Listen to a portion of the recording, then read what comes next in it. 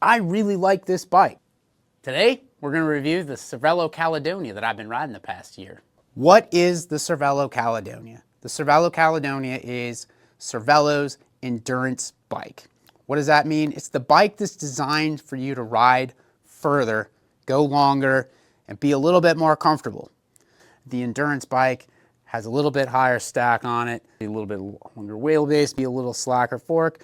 What are some other endurance bikes out there? So the Specialized Roubaix, the Giant Defy, the Trek de Monet. We used to be a Trek dealer. Most of my impressions of endurance bikes was based off of the Trek de Monet. When I would test ride them, they felt sluggish.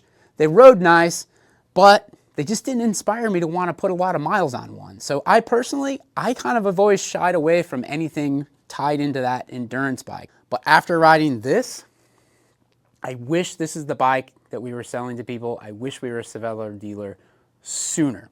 I will go through the bike. We're going to talk about the frame, the drivetrain, some modifications I've made to the bike, and then we'll have kind of some wrap-up general thoughts at the end. I'm going to start with the frame. This bike is spec'd to fit 34mm tires. The base Caledonia has external cable routings. If you've looked at the new Caledonia 5s, you'll notice that those are integrated.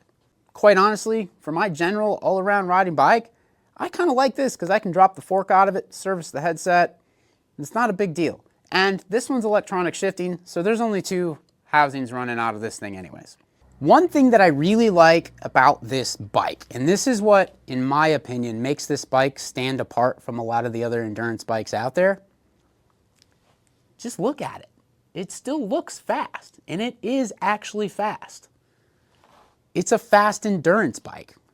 I've enjoyed riding it. You can still get on this bike, at least locally around here, and you can go out on the back farm roads and chase Strava KMs with it. That's pretty cool. This frame still follows Cervelo's arrowish type of design. The rear wheel is tucked right up in behind that seat tube. The frame itself is still pretty narrow.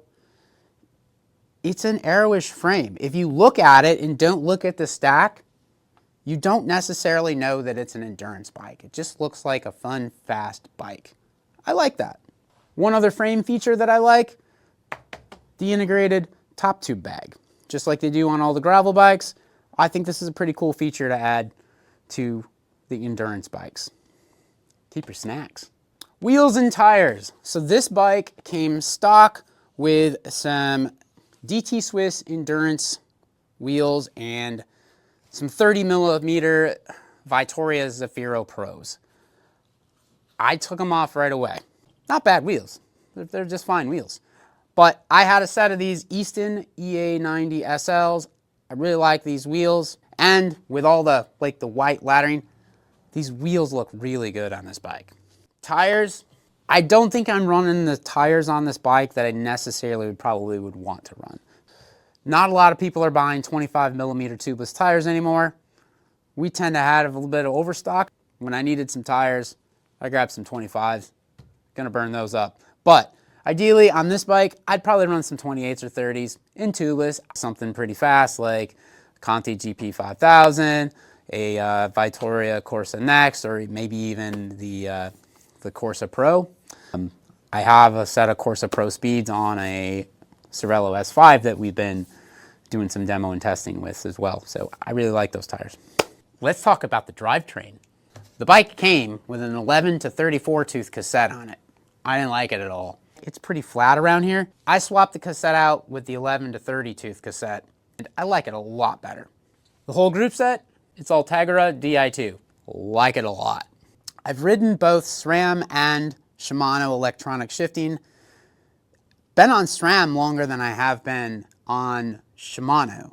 My SRAM stuff has been gravel oriented and mountain bike. On the road, I really like the Shimano stuff. I think it's just very crisp. I also just absolutely love how the Di2 hoods feel. They feel fantastic. And I have them kind of curved in a little bit, and I'll talk about the handlebar when I get to the touch points. The other thing I like about the Ultegra stuff is the little button up here. You can change your screens on your Garmin if you connect your Garmin. I think that's pretty cool. As far as brakes go, it's the standard Ultegra brakes that come with Ultegra DA2 12-speed stuff. They're fantastic.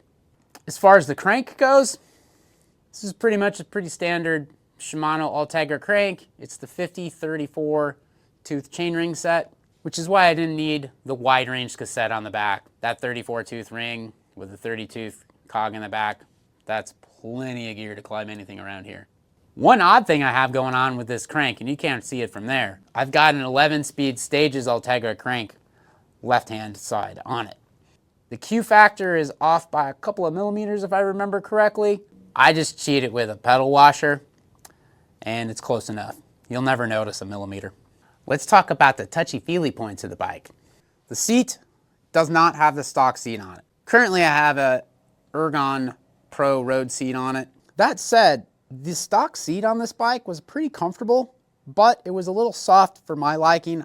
That's why I took it off. I like the seat to be a little firmer. Although I will say, the original seat that came this, I'm trading with a friend of mine that had some prostate stuff going on. He thought the seat was great. As far as the handlebars go, these are the stock ones. I didn't really like them. There's nothing really wrong with them. They're just standard road handlebars. And I've been riding so much gravel lately, I really like the slight flare in gravel bars. I spent some time on a Cervelo Aspero, which came with their carbon, slightly flared gravel bar. I really liked it. So I got one for this bike. I'm 5'10", I went with a 40 centimeter bar.